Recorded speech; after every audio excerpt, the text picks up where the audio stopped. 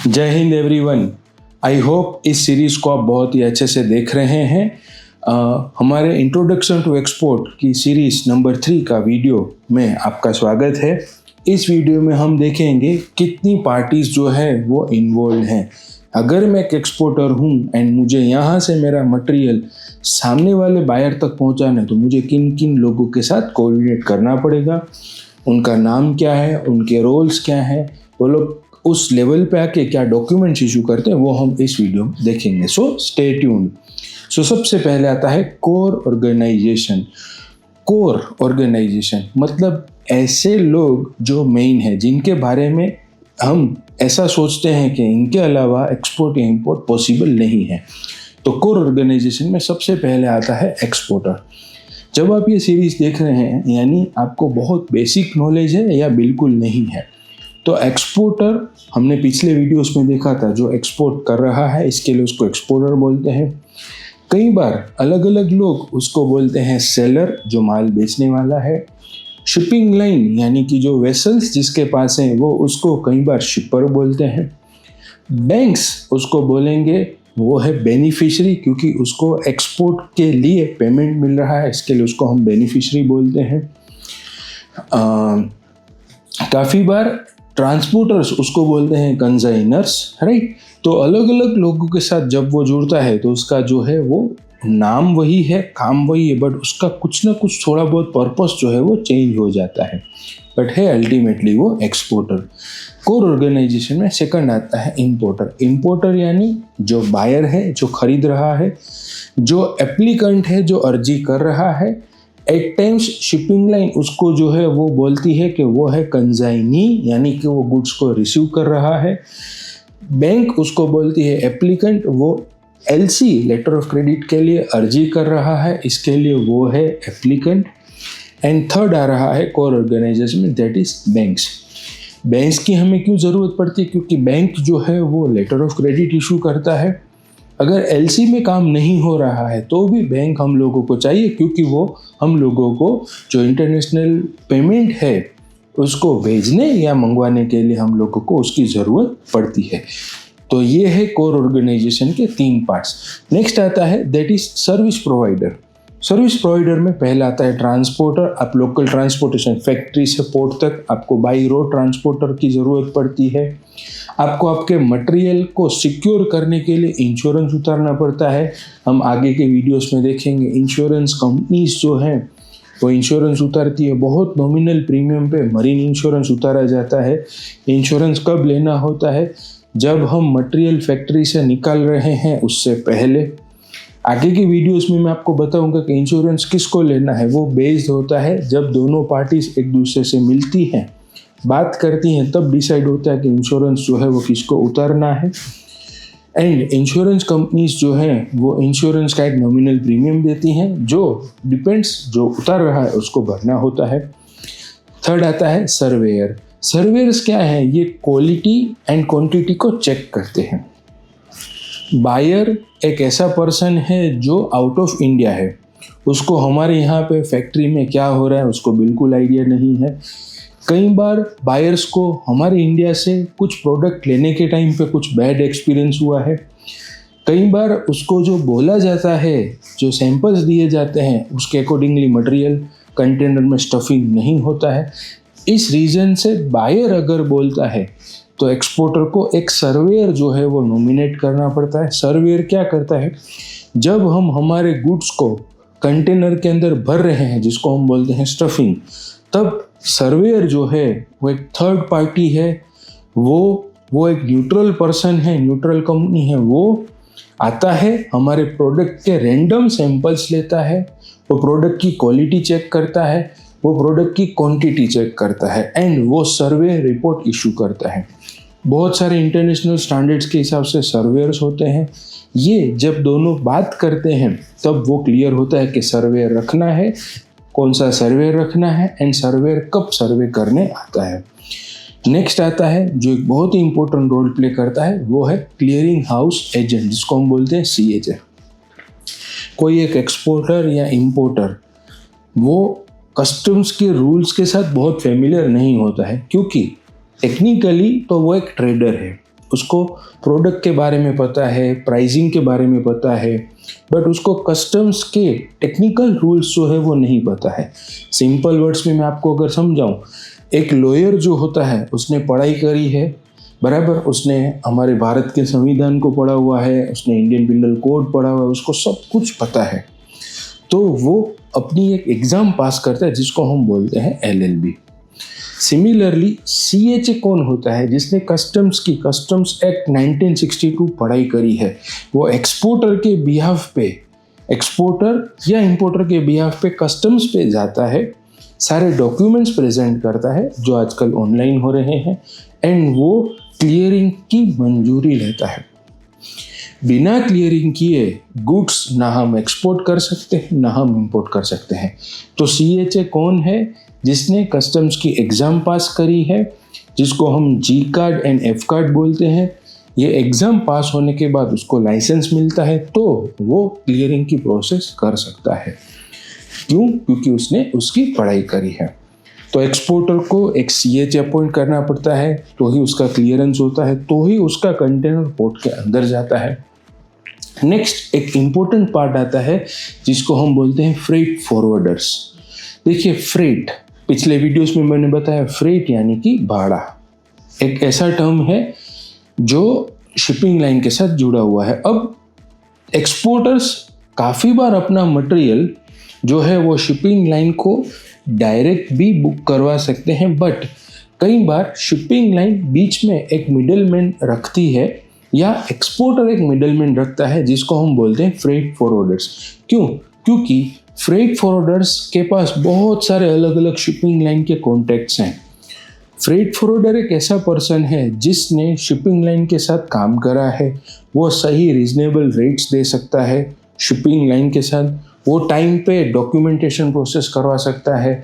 ये एक ऐसा पर्सन है जो पूरी इकोसिस्टम के साथ कनेक्टेड है। वो ट्रांसपोर्टर अरेंज कर सकता है, वो स्टफिंग अरेंज करवा सकता है, वो लोडिंग अनलोडिंग करवा सकता है, वो एम्प्टी कंटेनर बुक कर सकता है, वो लाइन के साथ नेगोशिएट करके अच्छे रेट्स निकलवा सकता है, मरीन इंश्योरेंस अरेंज करवा सकता है। तो एक्सपोर्टर बीच में एक फ्रेट फॉरवर्डर को रखते हैं जिसके बिहाफ पे सारा काम जो है वो होता है। ये एक मिडलमैन है, इसकी कोई टेक्निकली क्वालिफिकेशन नहीं होती है, ये एक्सपीरियंस से फ्रेट फॉरवर्डर्स बनते हैं, बट इनका रोल बहुत इंपॉर्टेंट है क्योंकि ये लोग शिपिंग लाइन के साथ कनेक्टेड है। शिपिंग लाइन इनको एक होलसेलर देखती है। शिपिंग लाइन डायरेक्ट एक्सपोर्टर को कई बार रीजनेबल रेट्स नहीं देते क्योंकि exporter once in a month shipment कर रहा है, बट फ्रेट फॉरवर्डर के पास ऐसे बहुत सारे एक्सपोर्टर्स है। इस रीजन से फ्रेट फॉरवर्डर्स का एक बहुत ही इंपॉर्टेंट रोल होता है। नेक्स्ट आ रहा है दैट इज वेयर हाउस। अगर किसी को भी एक्सपोर्ट करना है तो उसको लोकल पोर्ट तक मटेरियल पहुंचाना है, तो उसको वेयर हाउसिंग की ज़रूरत पड़ती है। वेयर हाउस में दो होते हैं, one is bonded warehouse, second is non bonded warehouse. Non bonded warehouse मतलब क्या? एक नॉर्मल वेयर हाउस। आपका वेसल अगर नेक्स्ट वीक आ रहा है तो पोर्ट के पास आप नॉन बॉन्डेड वेयर हाउस में आपका मटेरियल स्टोर कर सकते हो, पर डे का आपको रेंट देना होता है। बट बॉन्डेड वेयर हाउस यानी क्या?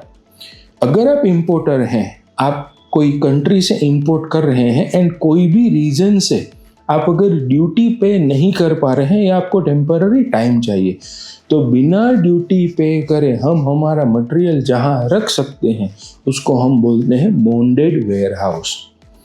बॉन्डेड वेयर हाउस में मटेरियल को रखना है। यूजुअली कस्टम्स के रूल से हम ऑपोजिट जा रहे हैं। कस्टम का रूल क्या है? जैसे ही हमारा मटेरियल आ रहा है, मान लो कल हमारा मटेरियल आ रहा है, इंपोर्ट हो रहा है, तो हमें आज उसका कस्टम क्लियरेंस लेना है एंड कस्टम्स ड्यूटी भरनी है। बट वो ड्यूटी जो है वो बहुत ज़्यादा है, राइट।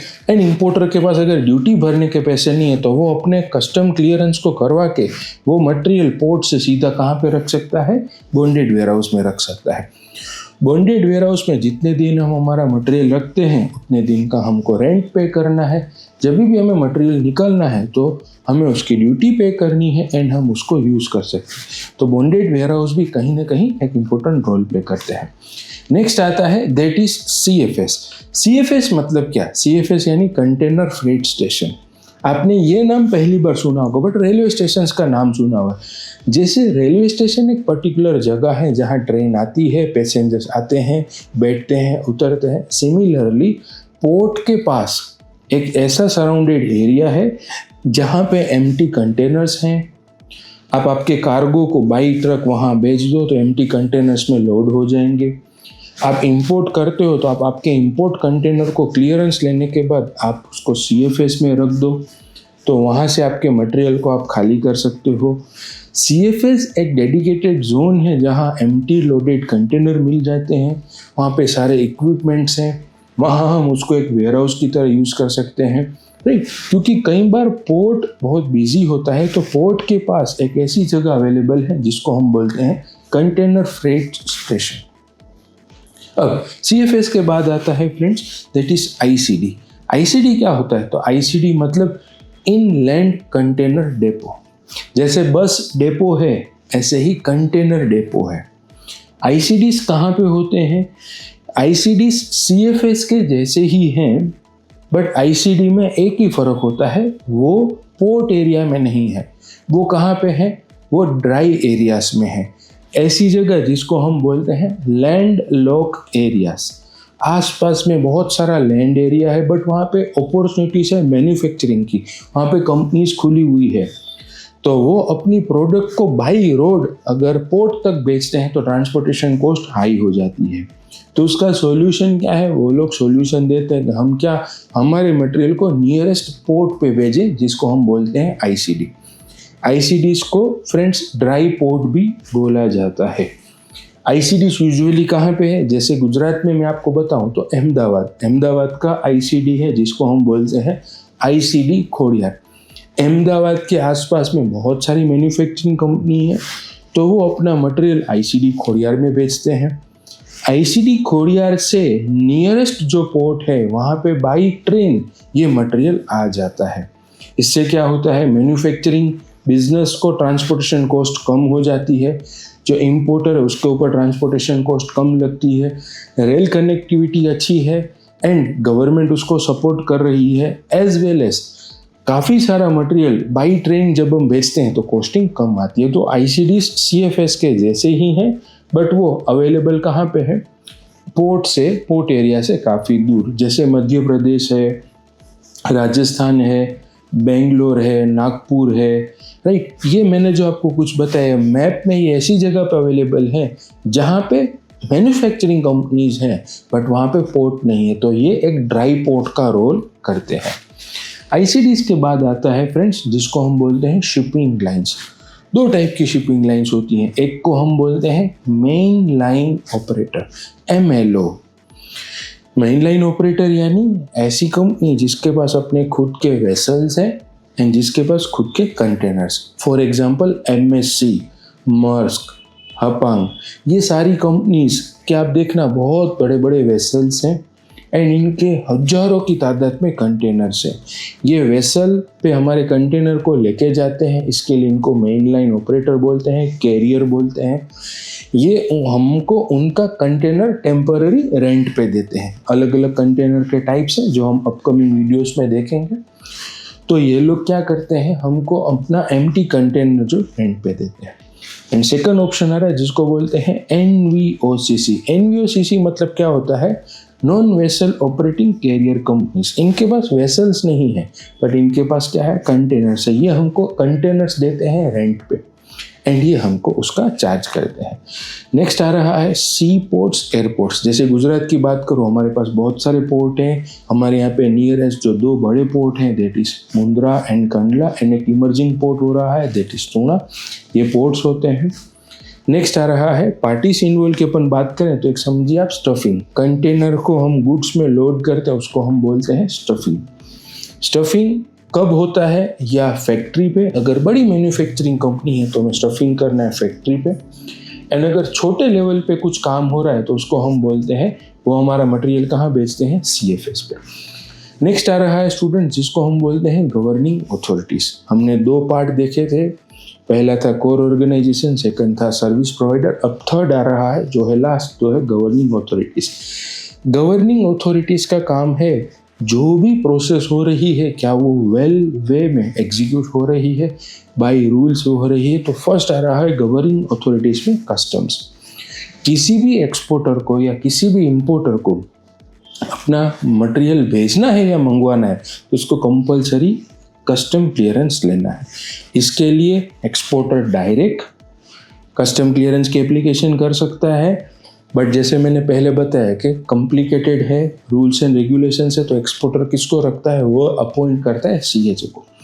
तो एक्सपोर्टर के बिहाफ पे सीएचए कस्टम्स में अप्लाई करता है, ऑनलाइन अप्लाई होता है आइसगेट की वेबसाइट पे। इसमें सारे डॉक्यूमेंटेशन प्रोसेस होती है, कस्टम क्लियरेंस करती है, फिर एक्सपोर्टर अपने मटेरियल को पोर्ट पे भेजता है। तो कस्टम क्लियरेंस क्या है, एक एप्लीकेशन है, अगर वो हाँ बोलते हैं तो ही हमें हमारे मटेरियल को पोर्ट पे लेके जाना है। उसके बाद आता है ICC, international chamber of commerce. दुनिया की एक बहुत बड़ी पावरफुल ऑर्गेनाइजेशन है जो ट्रेडर्स को एंकरेज करती है एक्सपोर्ट इंपोर्ट करने के लिए, but rules and regulations ICC के होते हैं। आईसीसी एक्सपोर्टर्स के लिए इनकोटम्स, जो हम अपकमिंग वीडियोस में देखेंगे, वो बनाती है। लोकल लेवल पे चैम्बर ऑफ कॉमर्स आता है जो एक्सपोर्टर्स के लिए एक सर्टिफिकेट प्रोवाइड करती है, सर्टिफिकेट ऑफ कंट्री ओरिजिन। विदेश में दूसरी एक ऑर्गेनाइजेशन है जैसे कि यूरोपियन यूनियंस। अगर मुझे यूरोप में काम करना है तो मुझे यूरोपियन यूनियंस के रूल्स को फॉलो करना पड़ता है। तो इसमें गवर्निंग अथॉरिटीज़ में जितने भी मैंने आपको नाम बताए, ये सब लोग क्या कर रहे हैं, ये वेरियस लोगों के साथ कोऑर्डिनेट करें कि आप सही तरह से काम कर रहे हो कि नहीं, राइट। होपफुली आपको समझ में आ रहा है। कुछ भी डिफिकल्टी है तो प्लीज़ आप कमेंट करके मुझे ज़रूर बताइए। Thank you very much, good bye, जय हिंद।